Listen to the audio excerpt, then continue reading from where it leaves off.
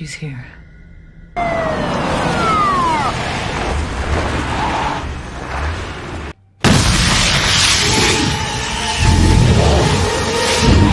Where is she? You know, the two of you have gathered.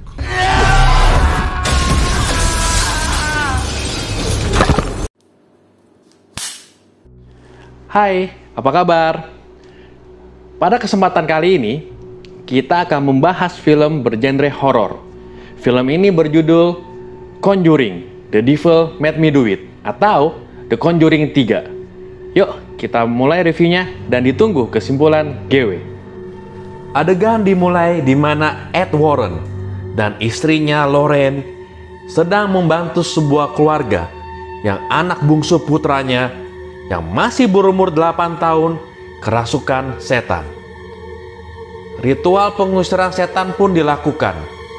Tapi, apa daya, upaya pengusiran setan tersebut yang sekiranya dan disangkanya berhasil mengusir setan dari tubuh anak kecil itu, justru malah merasuki tubuh Arn, pacar dari kakak anak kecil tersebut.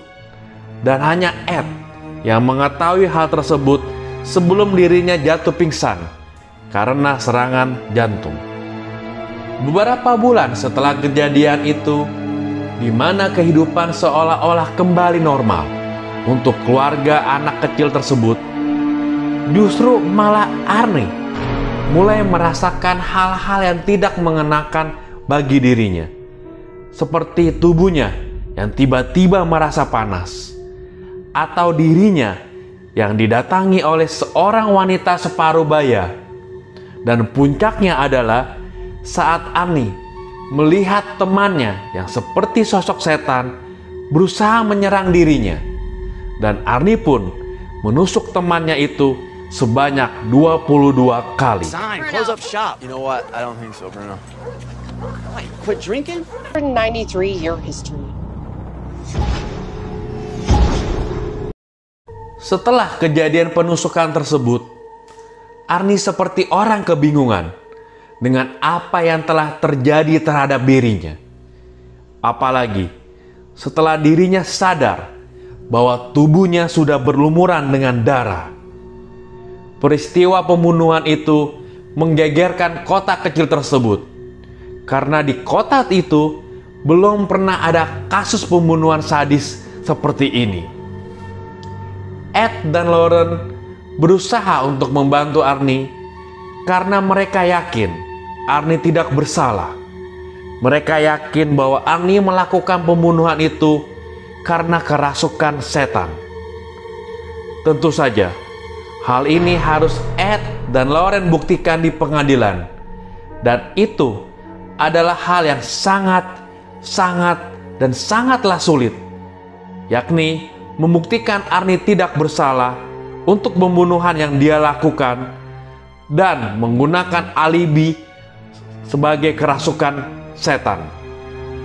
Ed dan Lauren mulai mencari bukti-bukti mistis bahwa Arnie kerasukan setan dengan mencari tahu awal dari mana anak kecil yang merupakan adik dari pacar Arnie bisa kerasukan setan waktu awal-awalnya.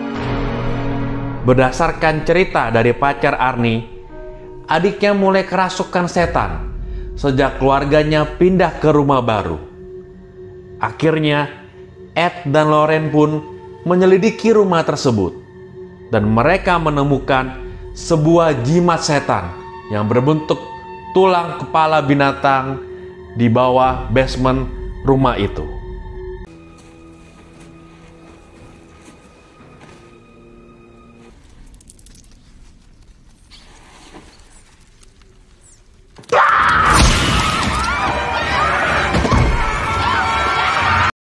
Untuk mengetahui lebih lanjut tentang penemuan jimat setan tersebut, Ed dan Lauren pun disarankan untuk bertemu dengan Kastner, seorang mantan pastor yang pernah mendalami tentang jimat setan tersebut. Dari Kastner inilah akhirnya diketahui bahwa jimat setan itu merupakan jimat untuk memanggil iblis yang biasanya dilakukan oleh dukun dan pemuja setan. Pemuja setan ini melakukan ritual dengan melakukan pengorbanan darah seorang manusia untuk digunakan sebagai tumbal. Suatu hari, Ed dan Loren mendapat kabar bahwa polisi kota lain pernah melihat jimat setan itu, yang ternyata ada hubungannya dengan kasus pembunuhan di mana korban juga ditikam sebanyak 22 kali. Kasus yang hampir sama menimpa pada diri Arnie. Mendengar kabar tersebut, Ed dan Loren pun berangkat pergi ke kota itu dan bertemu dengan polisi setempat.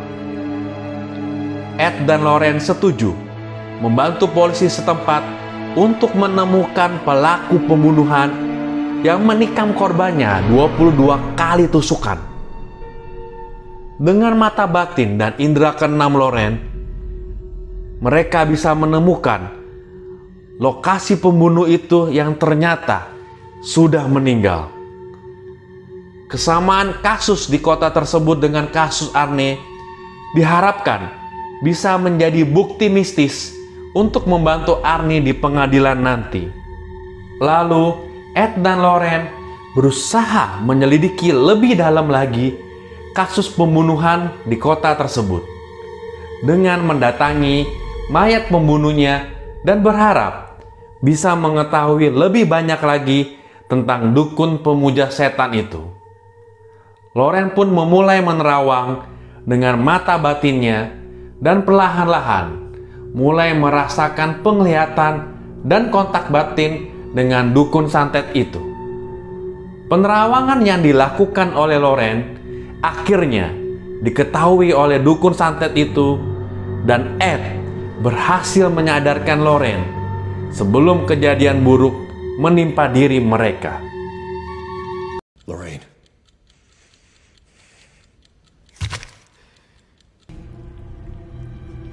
Your God has damned you. Sementara itu, Arnie yang sedang menjalani masa tahanan sementara mulai merasa tidak tenang dan ketakutan di dalam sel penjara. Arnie sering sekali melihat penampakan makhluk-makhluk gaib dan suara-suara di dalam kepalanya yang menyuruh dirinya untuk membunuh diri. Pada saat waktu jenguk tahanan, pacar Arnie bisa merasakan dan melihat ketakutan Arnie ini. Dan hal ini membuat pacarnya khawatir dengan keselamatan Arnie di sel penjara. Akibat penerawangan yang telah dilakukan Loren terhadap dukun santet pemuja setan itu, dukun itu pun akhirnya mengetahui keberadaan Loren dan Ed. Dukun santet itu berhasil menyantet Ed, dan oleh karenanya Ed kehilangan kesadaran diri dan hampir saja menusuk istrinya dan membunuh istrinya. Karena Ed berhalusinasi melihat istrinya seolah-olah hantu. Tapi Ed berhasil disadarkan. Karena telah terdesak oleh waktu, Loren memutuskan untuk meminta bantuan Kastner. Karena kali ini Loren membawa informasi berharga yang akan diceritakan kepada Kastner. Informasi tentang petunjuk dukun santet pemuja setan itu. Informasi yang Loren dapati dari hasil penerawangannya. Dan alangkah kagetnya Loren, ternyata dukun santet tersebut adalah putri dari Kastner. Kastner merasa bersalah karena telah gagal untuk menyadarkan putrinya kembali ke jalan yang benar. Setiap kali Kastner berusaha untuk menyelamatkan putrinya tersebut dari jalan gelap, malah putrinya semakin membenci Tuhan dan semakin jatuh ke dunia ilmu setan. Kastner lalu memberitahu ke Loren lokasi tempat dukun santet melakukan ritual ilmu hitamnya yang ternyata berada di tempat rahasia di rumah Kastner.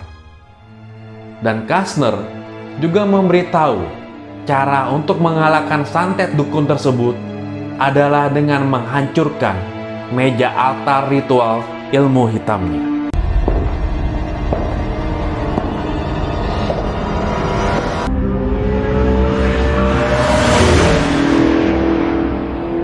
Sementara itu, Ed pun tiba di rumah Kastner setelah menyadari bahwa Lorraine berada dalam bahaya di rumah Kastner itu.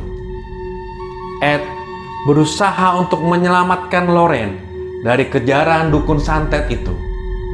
Tapi justru kedatangan Ed malah mempermudah dukun santet pemuja setan itu untuk membunuh Lorraine, karena Ed berhasil diguna-guna untuk membunuh Lorraine. Lorraine berusaha untuk menyadarkan Ed, dan akhirnya Ed berhasil disadarkan, dan pada saat itu pula Ed berhasil menghancurkan meja ritual ilmu hitam dukun santet tersebut. Sesaat setelah meja itu hancur, Arnie yang pada saat bersamaan sedang kerasukan setan untuk membunuh dirinya berhasil sadar dan berhasil diselamatkan. Dukun santet yang telah gagal memberikan tumbal darah manusia kepada iblis, dan sebagai gantinya, setan itu pun mengambil nyawa dukun santet tersebut. Dengan bukti mistis yang berhasil dikumpulkan oleh Ed dan Lorraine di pengadilan, akhirnya Arnie hanya dipenjara selama 5 tahun dan terhindar dari hukuman penjara seumur hidup atau hukuman mati. As being there and hearing him do it, he would constantly challenge what was in that book.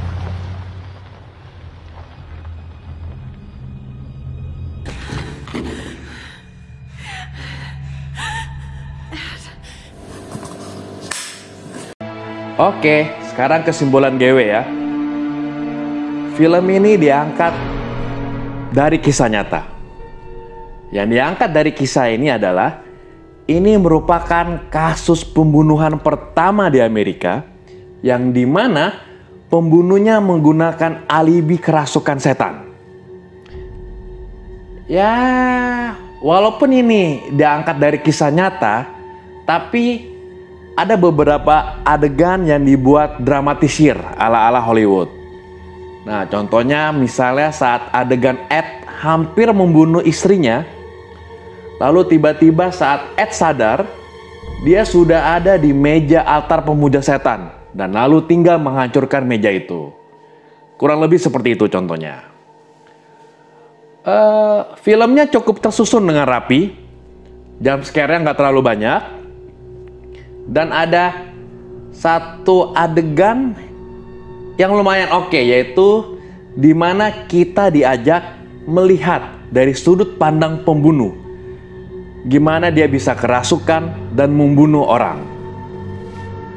Nah, yang bikin GW penasaran nih, semua film jagat atau franchise Conjuring kayak Insidious, Conjuring 1, 2 itu dirilis saat masa-masa normal atau bukan pandemi dan meraih sukses besar. Nah, Conjuring 3 ini atau The Devil Made Me Do It itu dirilis saat pandemi. Nah, apakah akan sukses secara box office? Soalnya kalau nanti akan sukses secara box office, percaya deh, pasti akan muncul spin-off film lainnya. Kayak spin-off Annabelle, atau kayak spin-off-nya film The Nun, Falak. Nah, jadi siap-siap ya. Kalau ini film Conjuring 3 sukses di masa pandemi ini, akan ada muncul spin-off mengenai dukun santet atau pemuja setan. Oke, secara pribadi, GW menilai film ini di angka 6,5. Terima kasih. Sekian kesimpulan GW-nya. Kalau ada kata-kata yang menyinggung, mohon maaf ya. GW hanyalah penikmat film saja, bukan mau sok pinter jadi kritikus. Sekali lagi, mohon maaf. Mudah-mudahan review film ini bisa menghibur ya. Terima kasih banyak udah mampir ke channel Film Movier dan sehat selalu.